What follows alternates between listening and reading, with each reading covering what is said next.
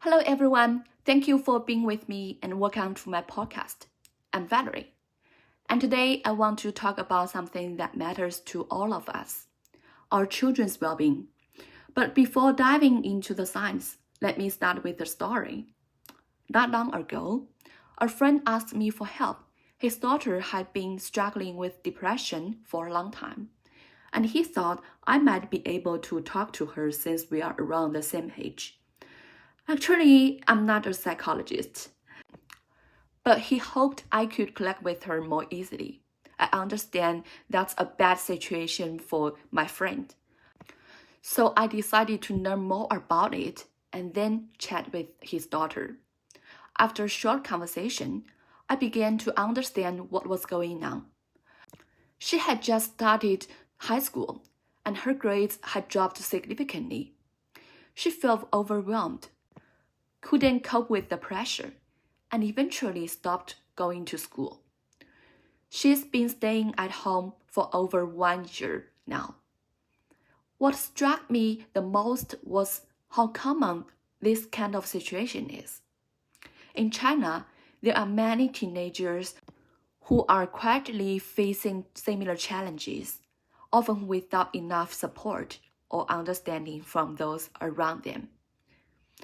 Stories like this highlight the importance of psychological resilience. Research shows that resilience plays a crucial role in mental health and overall well being. When children develop this ability, they are better equipped to handle life's challenges and bounce back from setbacks. That's why today I want to explore how we can help children build resilience. Because children are not just our responsibility, they are our future.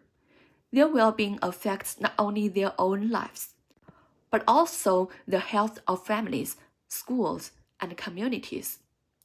This conversation also connects to a broader global framework. According to Nomas and his colleagues, sustainable well being or human flourishing means finding balance across four key areas. The key areas include first, the WHO's four dimensions of health: physical, mental, social, and spiritual health. Second, the relationship between self and others, not just focusing on individuals, but also on connections with families, friends, and communities.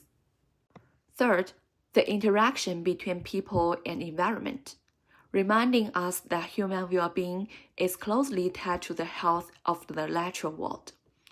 And fourth, the role of time, recognizing that well-being should be sustainable, not just short-term. Meanwhile, the United Nations has proposed 17 Sustainable Development Goals, and Goal 3 specifically focuses on good health and well-being. It includes key indicators related to not only physical and mental health, but also other health, aiming to improve health outcomes globally. While both frameworks share common values, sustainable well-being puts more emphasis on balance and harmony across various aspects, whereas SDG Goal 3 focuses more on measurable outcomes, and sustainable well-being provides more specific strategies.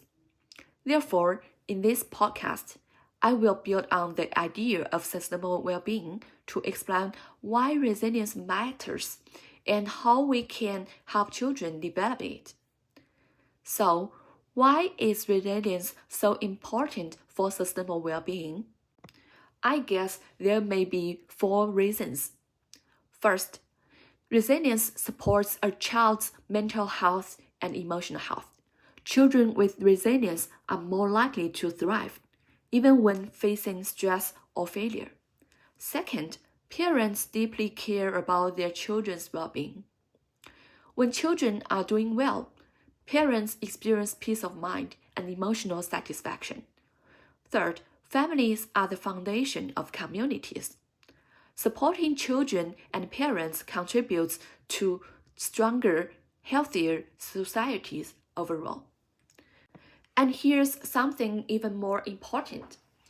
Children will grow up and become parents themselves.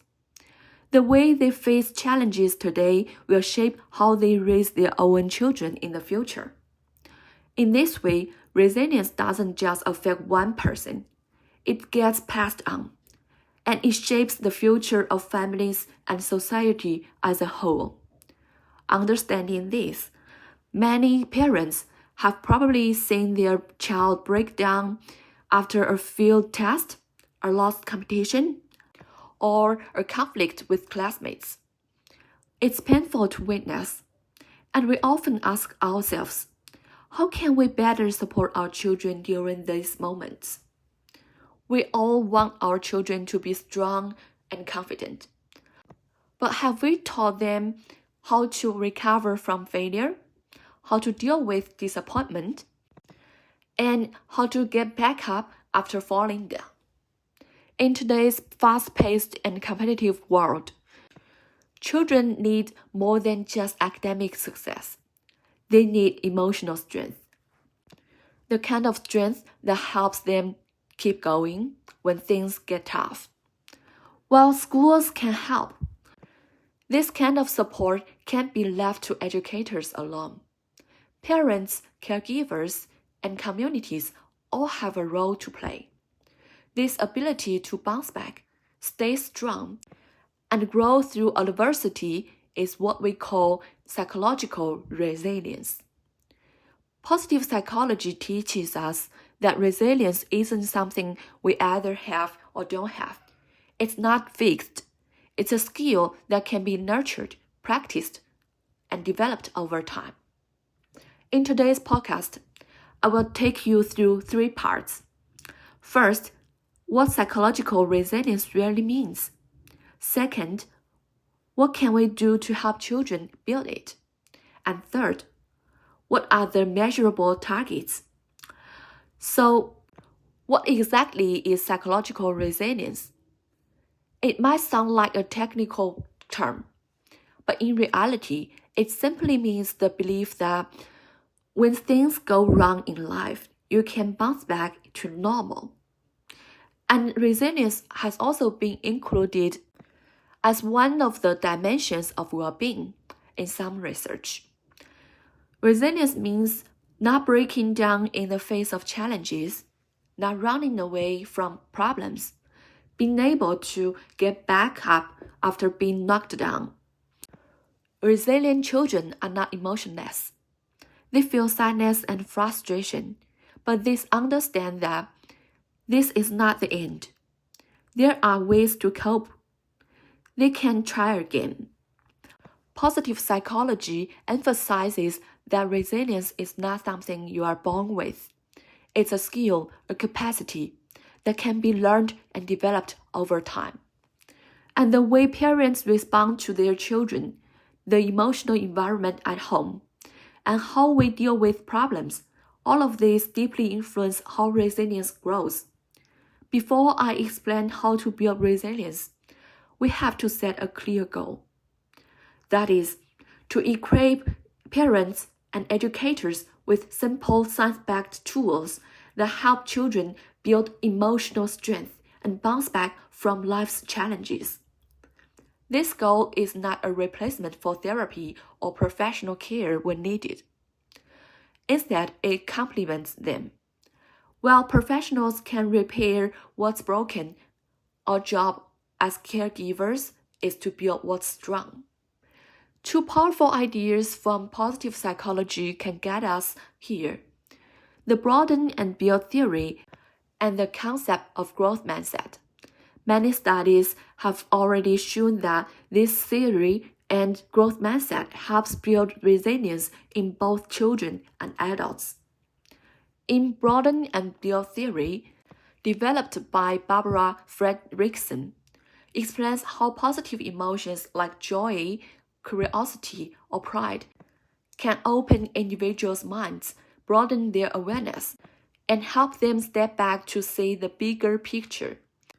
This widened perspective can build lasting personal resources like resilience, creativity, and problem-solving skills.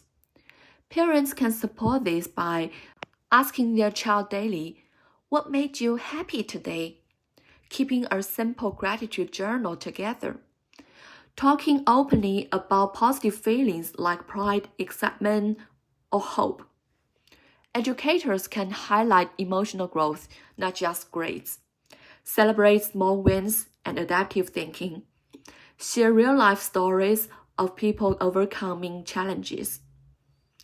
Communities can offer workshops on emotional literacy and resilience. Provide safe spaces for children to express themselves through play or art. Now, let's turn to growth mindset, a concept proposed by psychologist Carol Dweck. It teaches that people generally adopt one of the two mindsets. The first one is fixed mindset, which means I'm either good at this or I'm not. Failure means I'm not capable. The second is growth mindset, which means I can improve with effort. Failure is part of the learning process.